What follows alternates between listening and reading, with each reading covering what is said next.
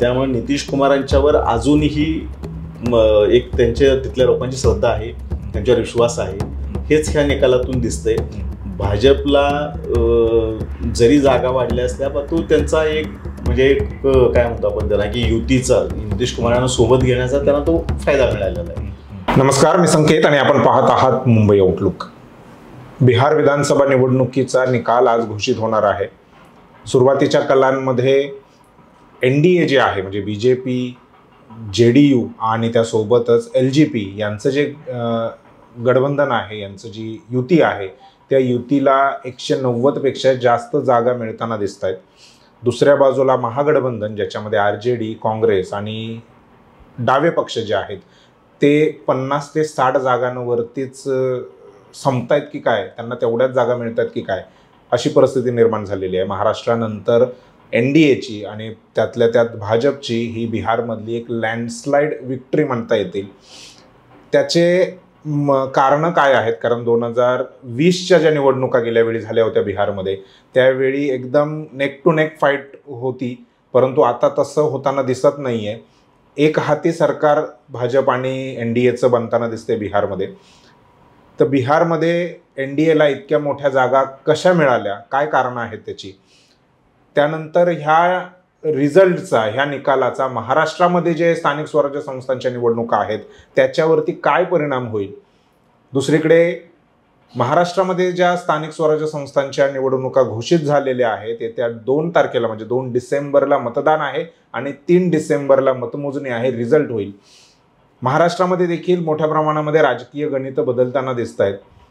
2022-23 नंतर जे 2 पक्ष, एक पक्ष जो वेगळा झाला होता, एका पक्षाचे 2 पक्ष झाले होते, प्रामुख्याने राष्ट्रवादी काँग्रेस पार्टी शरद पवार यांच्या नेतृत्वातली, ते आता पुन्हा एकत्र येत आहेत. कोल्हापूर असेल, पिंपरी चिंचवड असेल, या स्थानिक स्वराज्य संस्थांच्या निवडणुकांमध्ये ते एकत्र येताना दिसत आहेत. त्याचा महायुतीवरती आणि त्यासोबतच महाराष्ट्राच्या राजकारणावरती काय परिणाम दिसेल?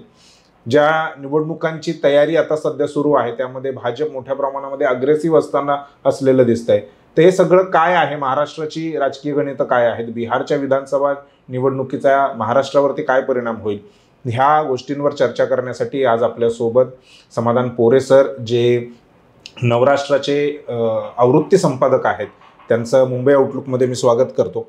आणि सगळ्यात अगोदर सर, बिहारच्या ज्या रुझान येत आहेत, जे काही कल येत आहेत आता सध्या 190 पेक्षा जास्त जागांवरती NDA आघाडीवरती आहे आणि संभवतः NDAच बिहारमध्ये सरकार बनवेल. तर काय, कसं बघता या रिझल्टकडे? बिहारच्या निवडणुकीमध्ये तुम्ही मग ज्या एकूण ह्या विषयाची ज्यावेळेला मांडणी केली सांगत होता तुम्ही, गेल्या वेळच्या निवडणुकीमध्ये 2020च्या निवडणुकीमध्ये अतिशय काठावरचं म्हणजे 122 जागा बरोबर बहुमताचा जो आकडा होता, एवढ्या जागा NDAकडे होत्या आणि 115 जागा या महाआघाडीकडे होत्या. म्हणजे त्यावेळेला 2च पक्ष आणि डावे पक्ष काही जागा होत्या की ज्याच्यामध्ये लालू प्रसाद यादवांचा पक्ष आणि काँग्रेसच्या काही थोड्याफार जागा होत्या त्यामध्ये. या निवडणुकीचं जर आपण सुरुवातीपासूनचं एक चित्र जर बघितलं तर लालू प्रसादांची मुलं ज्या पद्धतीनं या निवडणुकीमध्ये सुरुवातीपासून एक वातावरण तयार करत होते त्या प्रमाणामध्ये राहुल गांधी कुठंही तुम्हाला 1 महिनाभर जवळजवळ या निवडणुकीच्या प्रचारापासून बाजूला होते. काही काळ परदेशात होते, त्याच्यानंतर आणखी काही विषय होते की ज्याच्यामुळे ते बिहारच्या प्रचारामध्येच नव्हते मधल्या काळामध्ये. अगदी सुरुवात त्यांनी केली आणि परत मध्ये ते गायब झाले. काँग्रेसला मुळात म्हणजे एकतर ह्या प्रत्येक राज्यातल्या निवडणुकांमध्ये प्रचार किंवा जे काही त्यांचं स्वतःची मुळं जर घट्ट करायची असतील तर अशा प्रादेशिक पक्षांना सोबत घेऊन करताना काँग्रेस अडखळती. हे लोकसभेच्या निवडणुकांपासूनच आपल्याला दिसतंय. म्हणजे इंडिया आघाडी ज्या वेळेला झाली, इंडिया आघाडी, तर त्यावेळेला जे आपल्याला चित्र दिसलं त्या राज्यांमध्ये प्रादेशिक पक्षांचा फायदा झाला, पण काँग्रेसचा तितक्या प्रमाणामध्ये काँग्रेस फायदा होताना दिसला नाही. काँग्रेसच्या जागा निश्चितपणानं वाढल्या, ह्या आघाडीचा तिथं फायदा झाला, पण विधानसभा निवडणुकांमध्ये मात्र चित्र उलटं दिसलं तुम्हाला. परत त्यांच्या अलायन्समध्ये असलेले पक्ष जे होते त्या ठिकाणचे, त्यांचा थोडाफार जास्त फायदा झाला, पण काँग्रेसला तितका फायदा होताना दिसला नाही आहे. आता पण या निवडणुकीमध्ये काँग्रेस अडखळतानाच दिसलेली होती. बिहार हे राज्य तसं बघायला गेलं तर देशाच्या राजकारणामध्ये एक महत्त्वाचं असलेलं उत्तर प्रदेश, महाराष्ट्र आणि बिहार ही 3 राज्य तशी एक महत्त्वाची राज्य मानली जातात की त्यांचे जे काही कल असतात ते कल देशाच्या एकूण राजकारणावर कुठंतरी इम्पॅक्ट करणारे असतात. एक दुसरा एक फॅक्टर असा असतो की बिहारचे उत्तर प्रदेशातल्या बिहारमधले बरेचसे लोक हे मुंबईमध्ये आहेत. बरोबर. नोकरीच्या कामाच्या निमित्तानं आलेले आहेत.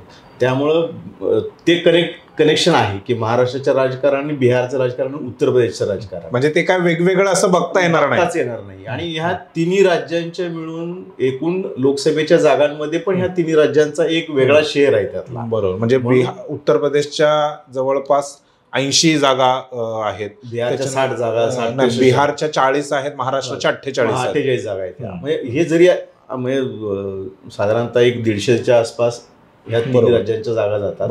पण ह्या 3 राज्यांचं असं एकमेकांशी कनेक्शन अशा पद्धतीनं आहे की तिथलं पॉप्युलेशन मुंबईत असणं, त्या लोकांचा आणि तिथल्या राजकारणाचा एकूण कनेक्शन असणं, उत्तर प्रदेशातले काही नेते मंडळी महाराष्ट्रामध्ये येऊन राजकारण करतायत, बिहारमधले काही नेते मंडळी महाराष्ट्रात येऊन राजकारण करतायत. तर हा जो काही कनेक्ट आहे त्यामुळं ह्या सगळ्या निवडणुका एकमेकांशी कनेक्टेड आहेत. बरोबर. म्हणजे आता तुम्ही ह्याचा पण स्थानिक स्वराज्य संस्थांचा विषय काढला म्हणून सांगतो मी की महाराष्ट्रामध्ये काँग्रेसला मनसेला सोबत घ्यायचं की नाही याचा निर्णय त्यांनी बिहारचा निवडणुका होईपर्यंत द्यायचा नाही, इथंपर्यंत सगळा तो एक कनेक्शन आहे, लक्षात घ्या. त्यामुळं तो एक ह्या सगळ्या निवडणुकीचा एक असा थोडासा काय म्हणतो आपण त्याला एक बॅकग्राऊंडचा पॉईंट आहे हा, तो पण आपल्याला थोडासा समजून घ्यायला पाहिजे. NDAला यश मिळण्यातला एक सगळ्यात महत्वाचं आहे नितीश कुमारांचं.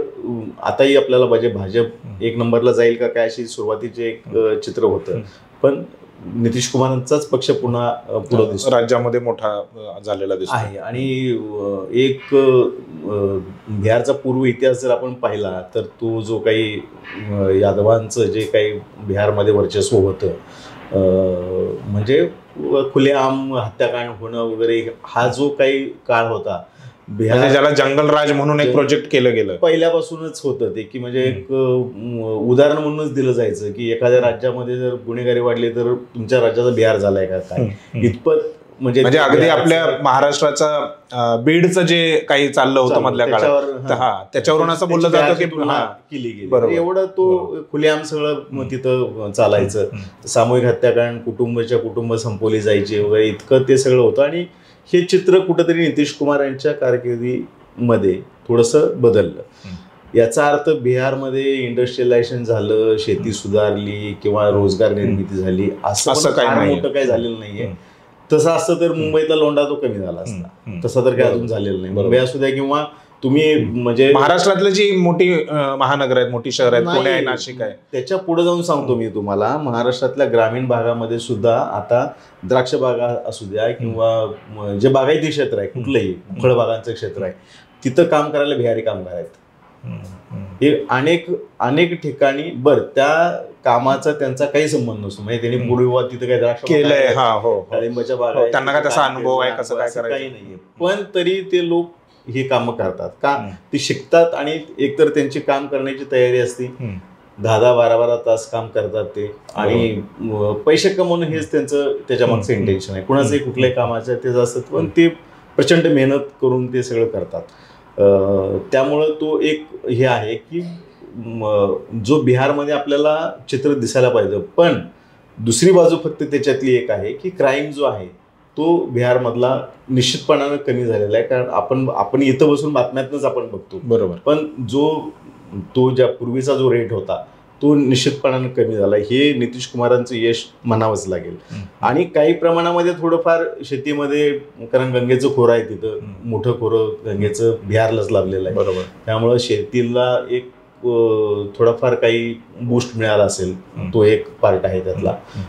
त्यामुळे नितीश कुमारांच्यावर अजूनही एक त्यांच्या तिथल्या लोकांची श्रद्धा आहे, त्यांच्यावर विश्वास आहे. हेच ह्या निकालातून दिसतंय. भाजपला जरी जागा वाढल्या असल्या, तो त्यांचा एक म्हणजे एक काय म्हणतो आपण त्याला की युतीचा नितीश कुमारांना सोबत घेण्याचा त्यांना तो फायदा मिळालेला आहे. त्यांचं त्याच्यामागचं इंटेन्शन तेच होतं. त्यांना जर स्वतःच्या बळावर जर निवडणूक लढवली असती तर कदाचित चित्र वेगळं दिसलं असतं. कारण इतकं भाजपला अजूनही बिहारमध्ये तितकं जनाधार नाहीये. नाही, म्हणून याच्यातून भाजपवरती जो सातत्याने आरोप होतो की भाजपला स्थानिक जे पक्ष आहेत, क्षेत्रीय जे पक्ष आहेत ते संपवायचे आहेत आणि एकच पक्ष कायम ठेवायचा आहे, तर ह्या बिहारच्या निवडणुकीमधून असं दिसतंय, म्हणजे आता सुरुवातीचे जे काय कल आहेत त्याच्यामधून की नितीश कुमारांचा पक्ष मोठा आहे. म्हणजे भाजपवर जो आरोप होत होता की मधल्या काळामध्ये की महाराष्ट्रामध्ये देखील की शिवसेना फोडली, राष्ट्रवादी फोडली, तर त्यांना स्थानिक पक्ष संपवायचे, तर हे उलट चित्र बिहारमध्ये दिसतंय. नाही बघा, म्हणजे आता मला ह्या बाबतीमध्ये थेट असा कुठला मी आरोप करणार नाही किंवा काय म्हणणार नाही, पण या निवडणुकीच्या जशी तयारी झाली गेल्या 1-2 वर्षापासून, कुठल्याही राज्याची निवडणुका 1 वर्ष 2 वर्ष त्याची तयारी झाली, तर नितीश कुमारांचं चित्र तुम्ही बघा. म्हणजे हे कुणी केलं, काय केलं, आपण ह्याच्या खोलात जाण्यापेक्षा नितीश कुमार हा वेडामा झालेला माणूस आहे. मानसिकदृष्ट्या त्याचं संतुलन बिघडलेलं आहे. असं अनेक ठिकाणी त्यांचे काही व्हिडिओच्या क्लिप्स, म्हणजे त्या सभांमधले काही वर्तन असेल त्यांचं, तेवढाच पार्ट कट करून त्याचं सोशल मीडियामध्ये जे प्रोजेक्शन केलं गेलं, त्याच्यातून एक मेसेज द्यायचा होता. कुणाला द्यायचा होता, काय द्यायचा होता, तुम्ही इंटरप्रिटेशन करा त्याचं. पण तो एक प्रयत्न होता की नितीश कुमार हे आता संतुलन बिघडलेला माणूस आहे, हा राज्य कसं सांभाळणार, हा एक मेसेज द्यायचा होता. पण कदाचित असं पण एक हे होतं की नितीश कुमारांचा जनाधार जो होता, तो जनाधार बघितल्यानंतर त्यांना सोडवत पण नव्हतं, जरी संतुलन बिघडले, जरी प्रोजेक्शन केलं गेलं. पण त्या भाजपच्या पण बऱ्याच नेत्यांनी म्हणजे निवडणुकीच्या प्रचारामध्ये त्याच्या अगोदर पण असं म्हटलं होतं की ही निवडणूक नितीश कुमारांच्या नेतृत्वाखाली आहे, नितीश कुमारच मुख्यमंत्री होते. म्हणजे भाजपच्या नेतृत्वानं ते घोषितच केलं की ही निवडणूक नितीश कुमारांच्या नेतृत्वाखाली लढवली जाईल आणि मुख्यमंत्री नितीश कुमारच असतील. हे प्रोजेक्टच केलं. कारण भाजप आपण सगळीकडेच बघत आलेलो आहोत की भाजप हे प्री इलेक्शन त्यांचे सर्वे किंवा लोकांच्या काय भावना आहेत हे जाणून घ्यायची अतिशय स्ट्रॉंग त्यांची यंत्रणा आहे. त्यामुळे त्यांना कदाचित त्याचे काही फीडबॅक मिळाले असतील की आपल्याला नितीश कुमारांना वगळून चालणार नाहीये स्वतः. आणि दुसरं भाजपकडे तसा तिथे चेहरा पण नाहीये, जसं महाराष्ट्रामध्ये देवेंद्र फडणवीसचा आहे. म्हणजे इव्हन काँग्रेसला पण तसा चेहरा नाहीये बिहारमध्ये नाहीच आहे. म्हणजे फार पूर्वी होते पण त्याच्यात नेते कोणी राहिले नाहीये. आणि त्यांचे उपमुख्यमंत्री होते ते चौधरी सुरुवातीच्या काही राऊंडमध्ये मागेही पडले होते. म्हणजे अशी परिस्थिती थोडीफार होती. त्यामुळे तो एक पार्ट आहे की नितीश कुमार हे एवढी तरी निवडणूक अशी आहे की तिथं त्यांच्याशिवाय पर्याय नाही. दुसरी बाजू आपण महागठबंधनचं जसं काँग्रेसचं आपण जशी चर्चा केली तसा लालू प्रसादांच्या पक्षाचा पण एक पार्ट असा आहे की ते त्यांचं नेतृत्व शेवटी कसं परत कुटुंब ह्या याच्या भोवती सेंट्रिकच आहे, कुटुंब सेंट्रिक झालं. त्यांची 2 मुलं, लालू प्रसाद, मुलगी, जावई, हे सगळं परत तिथंच येतंय त्यातमध्ये. आणि लालू प्रसादांच्या वरचे जे काही घोटाळ्यांचे आरोप आहेत ते अजूनही जिवंत आहेत सगळे ते आरोप. बरोबर, त्याच्यावर काही ना काहीतरी मध्ये आधी त्यांच्यावर चर्चा होतच राहते, त्यांची चौकशी होत राहते वगैरे, ह्या सगळ्या गोष्टी चालू आहेत. त्यामुळे तो एक पार्ट लोकांच्या मनामध्ये कुठंतरी एक त्यांच्याविषयीचा एक हे आहे, निगेटिव्हिटी आहे ती, तो पण ह्याच्यामध्ये कुठेतरी प्रतीत झालेलं असं वाटतंय. त्यांना जागा जास्त मिळाल्या, पण 2020चा जर आपण विचार केला तर ते म्हणजे RJD पण निगेटिव्ह मध्येच आहे आणि काँग्रेसही निगेटिव्ह मध्येच आहे. बरोबर. लोक जनशक्ती पार्टीचं थोडाफार म्हणजे चिराग पासवानांचा जो पक्ष आहे ते सुरुवातीच्या टप्प्यामध्ये 29 जागा लढवल्या, त्यातल्या एकाही जागेवरती आघाडीवर नव्हते. पण नंतर मात्र चित्र बदललं, त्यांना बऱ्यापैकी जागा मिळताना दिसत आहेत. तर थोडक्यात काय की तुम्हाला अजूनही कुठलाही राष्ट्रीय पक्ष जर घेतला तुम्ही तर तुम्हाला स्थानिक पक्षांना सोबत घेणं हे याच्याशिवाय, कारण आत्ताच्या जर आपण 24च्या लोकसभा निवडणुकांमध्येच बघितलं की भाजपला एनडीए करणं भाग पडलं. म्हणजे एनडीएतल्या पक्षांना आदराचं स्थान देणं भाग पडलं. त्याच्यामधलं बिहार हा महत्वाचा आहे. म्हणजे आंध्र प्रदेश नंतर नितीश कुमार म्हणजे इव्हन ह्यांच्या चंद्राबाबूंच्या पेक्षा सुद्धा नितीश कुमारच्या सीट्स जास्त आहेत. त्यामुळे त्यांना तेवढं स्थान त्याच्यामध्ये त्यांना देणं आणि त्या दृष्टिकोनातून पण बिहार स्वतःकडे ठेवणं म्हणजे एनडीएकडे ठेवणं हे भाजपसाठी गरजेचं निश्चितपणानं होतं. बरोबर. याच्या व्यतिरिक्त आणखीन काय म्हणजे कारणं वाटतात? कारण ज्या पद्धतीने महाराष्ट्रामध्ये लाडकी बहीण योजना आणली, तर महिलांच्यासाठी त्यांनी काही घोषणा तिथे केल्या होत्या. त्याच्यानंतर तिथली जातीय समीकरणं साधण्याचं काम जे आहे ते महागठबंधन म्हणजे काँग्रेस आरजेडी पेक्षा एनडीएने चांगल्या पद्धतीने केलंय. हो, निश्चितपणानं.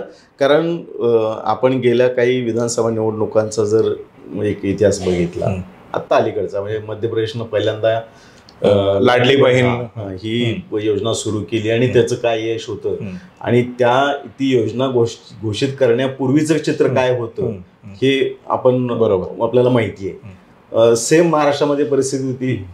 लोकसभेला महायुतीला अतिशय जोरात फटका बसलेला होता आणि त्यातून बाहेर येण्यासाठी लाडकी बहीण ही अतिशय स्ट्रॉंगली त्यांच्यासाठी आधार ठरली.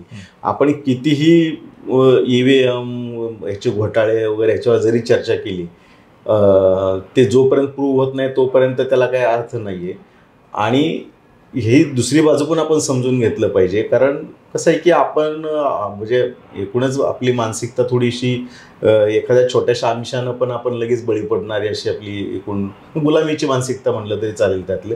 तर त्यामुळं ह्या लाडक्या बहिणीच्या 1,500 रुपयाच्या ह्याच्यामध्ये ही महिलांनी झाडून मतदान केलं हे ज्यावेळेला आपण निकाल बघितले तर ते स्पष्टपणाने दिसलं. कारण महिलांची मतं ही पुरुषांच्या जवळजवळ बरोबरी नाहीत आणि महिलांचं मतदान पण चांगलं झालं, जास्त झालं. 71% पेक्षा जास्त बिहारमध्ये झालेलं होतं. इथं महाराष्ट्रामध्ये पण तसंच सेम परिस्थिती होती की महिलांचं वोटिंग चांगलं होतं. मध्य प्रदेशमध्ये पण सेम झालं होतं. त्याच्यानंतर माझ्या माहितीनुसार ह्याला छत्तीसगडला पण तसंच योजना उपयोगी, हरियाणामध्ये पण अशाच पद्धतीने झालं होतं. म्हणजे थोडक्यात काय की महिलांना तुम्ही त्यांच्या योजना असतील, आता हे बिहारमध्ये तर ह्या थेट पैशाच्या आमिषाच्या पलीकडे जाऊन महिलांसाठी त्यांनी काही योजनांची घोषणा केली होती की आम्ही या महिलांना आम्ही ह्या योजना देऊ. कर्नाटकमध्ये काँग्रेसनं तोच प्रयोग केला होता की पहिल्यांदा एसटी मोफत केली महिलांसाठी. म्हणजे ते परत हेच होतं की महिलांचं त्यांना चांगली साथ मिळाली. म्हणजे हे फक्त भाजपनंच केलं अशातला भाग नाही, उलट काँग्रेसने दाखवून दिली की या मार्गाने गेला तुम्ही तर तुम्हाला हा मार्ग चांगला आहे. तर त्याचा बेनिफिट हा बिहारमध्ये 100% आपल्याला झालेला दिसेल, म्हणजे दिसतोय आता तो रिझल्टमधून. आणि असतं लोकांच्या मनामध्ये तात्कालिक असं आपण पाठीमागं काय झालंय हे एक निवडणुकीची मानसिकता सांगितली जाते की तुमचा जो 10 दिवसाचा प्रचाराचा जो पिरियड आहे त्याच्यामध्ये काय घडतंय हे सगळ्यात महत्त्वाचं असतं. आणि माध्यम त्याच्यानंतर आता सोशल मीडिया आहे किंवा ह्याच्यातून ज्या चर्चा होतात त्या काळातल्या घटना घडामोडी किंवा अजेंडे असतात पक्षांचे याच्यावरच चर्चा होताना दिसते.